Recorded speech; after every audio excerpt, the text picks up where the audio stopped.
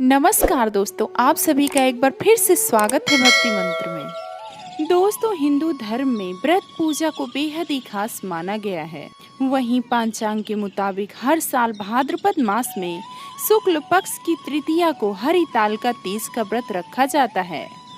दोस्तों, इस साल हरितालिका तीज 30 अगस्त को पड़ रही है और ये व्रत शादीशुदा महिलाओं के लिए बेहद ही खास होता है।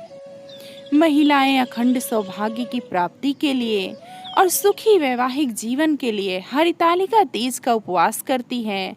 तो वहीं कुंवारी कन्याएं भी मनचाहा वर की प्राप्ति के लिए ये व्रत रखती हैं। हरितालिका तीज के दिन देवी माता पार्वती और भगवान शंकर की विधिवत पूजा होती है। वहीं इस शुभ अवसर पर महिलाएं अपनी कामना पूर्ति के लिए कुछ अचूक उपाय भी करती हैं, जिससे उनके शादीशुदा जीवन में आने वाली परेशानियां दूर हो जाएं और खुशहाली हमेशा बनी रहे। दोस्तों, आज मैं आपको कुछ ऐसे ही ज्योतिषी उपाय के बारे में बताने वाली हूँ। अगर आप हरितालिका तीज के दिन ये उपाय करते हैं तो आपके जीवन में पति का प्यार हमेशा बना रहेगा और सुख सौभाग्य की प्राप्ति होगी। कभी भी पति पत्नी के बीच कलह नहीं होगा। तो चलिए देखते हैं वो उपाय कौन से हैं। दोस्तों, हरितालिका तीज का व्रत निर्जला रखा जाता है। इस दिन महिलाएं 16 श्रृंगार करके भगवान भोलेनाथ के मंदिर में जाकर शिवलिंग पर जल चढ़ाती हैं और साथ ही देवी माता को लाल चुनरी चढ़ाते हैं। इस दिन महिलाएं भगवान भोलेनाथ के साथ माता पार्वती की विधिवत पूजा करती हैं। माता पार्वती को 16 श्रृंगार का सामान चढ़ाती हैं।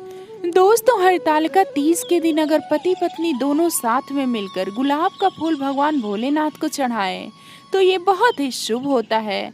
इससे भगवान भोलेनाथ के साथ माता पार्वती की भी विशेष कृपा मिलती है और पति पत्नी के बीच में कभी भी कलह नहीं होता। हरितालिका तीज के दिन अगर पति पत्नी दोनों साथ मिलकर माता पार्वती और भोलेनाथ की विधिवत पूजा करें तो उनके जीवन में कभी अशांति नहीं आती है, हमेशा शांति बनी रहती है। दोस्तों, हरितालिका तीज का व्रत तभी पूर्ण माना जाता है जब हरितालिका तीज व्रत की कथा सुना जाए। इस दिन गाय के दूध में खीर बनाकर भगवान भोलेनाथ और माता पार्वती को चढ़ाना चाहिए और यही प्रसाद सुबह में पारण करते समय खाना चाहिए। ऐसा करने से वैवाहिक जीवन सुखी होता है। जो भी महिलाएं हरितालिका तीज का व्रत रखती हैं, उनको पूजा संपन्न होने के बाद 5 सुहागिन वृद्ध महिलाओं को वस्त्र, आभूषण और बिछुआ आदि दान करना चाहिए।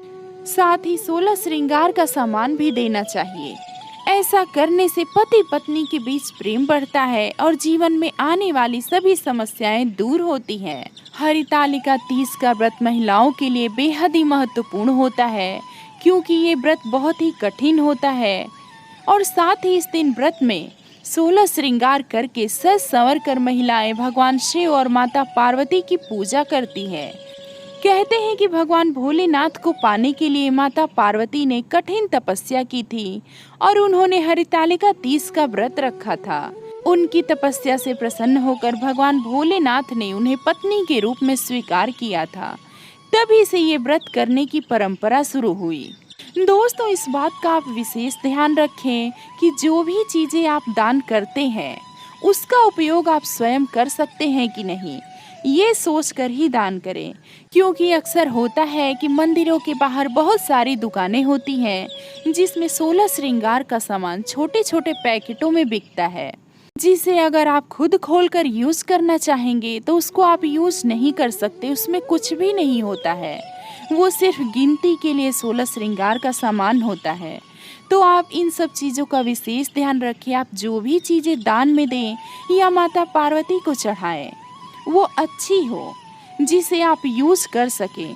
अगर आप किसी को दान में देते हैं वो उसे यूज ही नहीं करे तो दान का मतलब क्या हुआ।